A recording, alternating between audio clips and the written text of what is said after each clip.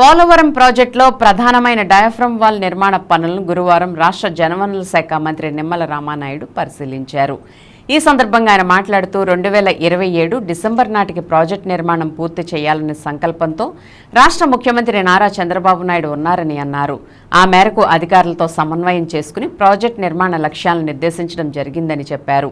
2025 నాటికి 41.15 మీటర్లకు పునరావాస పనులు పూర్తి చేసేందుకు ఇటీవల 1000 కోట్ల నిర్వాసితుల ఖాతాలకు జమ చేయడం జరిగిందని అన్నారు.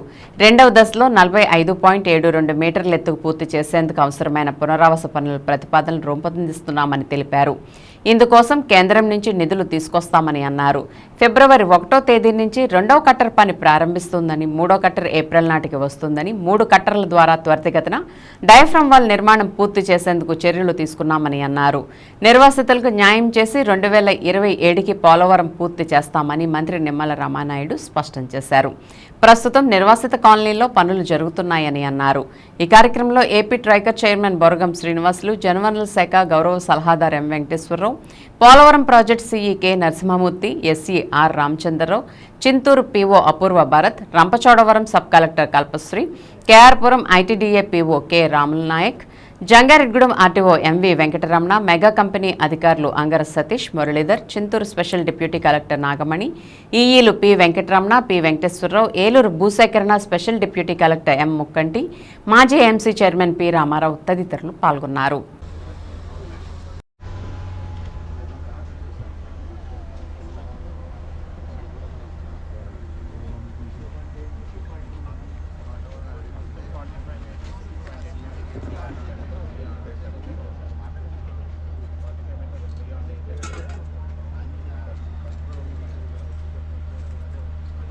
పాత్రికేయ మిత్రులందరికీ కూడా నమస్కారం. పోలవరం అంటే ఒక వరం, ఒక జీవనాడి ఆంధ్రప్రదేశ్ రాష్ట్రానికి. ఆ రోజు మనం 72% 19కి పూర్తి చేస్తే మరి తర్వాత వచ్చినటువంటి ప్రభుత్వం మరి యొక్క పోలవరాన్ని పూర్తి చేయకపోవడం పోగా మరి పోలవరం ప్రాజెక్టుని ఏ మాదిరిగా విధ్వంసానికి గురి చేసిందో మొన్ననే చంద్రబాబు నాయుడు గారు మన ముఖ్యమంత్రిగా ప్రమాణ స్వీకారం చేసిన తర్వాత ఈ ప్రాజెక్టు సందర్శనకు వచ్చినప్పుడు మేము కూడా కళ్ళారా చూసినటువంటి పరిస్థితి.